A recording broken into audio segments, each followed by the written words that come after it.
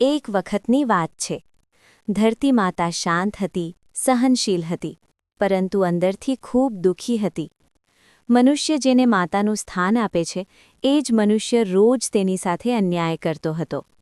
હવા પ્રદૂષિત થતી હતી, નદીઓમાં ગંદકી વહેતી હતી, જંગલો કાપવામાં આવતા હતા, અને આ બધું જોઈને ધરતી માતા મૌન રહીને બધું સહન કરતી હતી.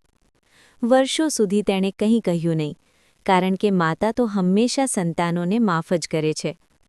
પણ હવે વાત સહનશક્તિની બહાર જવા લાગી હતી. એક દિવસ ધરતી માતા ધીમે અવાજે બોલી, "હે મનુષ્ય, તું મને માતા કહે છે, પણ શું ક્યારેય તું માતાની કાળજી લીધી છે? તું મારી હવા ઝેરી બનાવી, મારું પાણી ગંદુ કર્યું, મારા જંગલો નષ્ટ કર્યા. હું બધું સહન કરી રહી છું, પણ એક દિવસ આવો આવશે કે હું થાકી જઈશ." મનુષ્યએ આ અવાજ સાંભળ્યો, પણ શરૂઆતમાં તેને અવગણ્યો.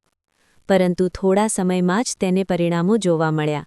વાતાવરણમાં ફેરફાર, ગરમીમાં વધારો, પાણીની તંગી અને કુદરતી આફતો.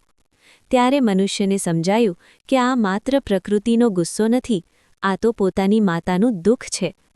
તે દિવસે મનુષ્યએ નક્કી કર્યું કે હવે તે બદલાશે. વૃક્ષો વાવવા લાગ્યો, નદીઓને સાફ રાખવા લાગ્યો અને પ્રદૂષણ ઘટાડવાનો પ્રયત્ન કરવા લાગ્યો. ધરતી માતા ફરીથી સ્મિત કરવા લાગી, કારણ કે સંતાનને સાચી સમજ આવી ગઈ હતી. શીખ, જેને આપણે માતા કહીએ છીએ, તેની સંભાળ રાખવી પણ આપણી ફરજ છે.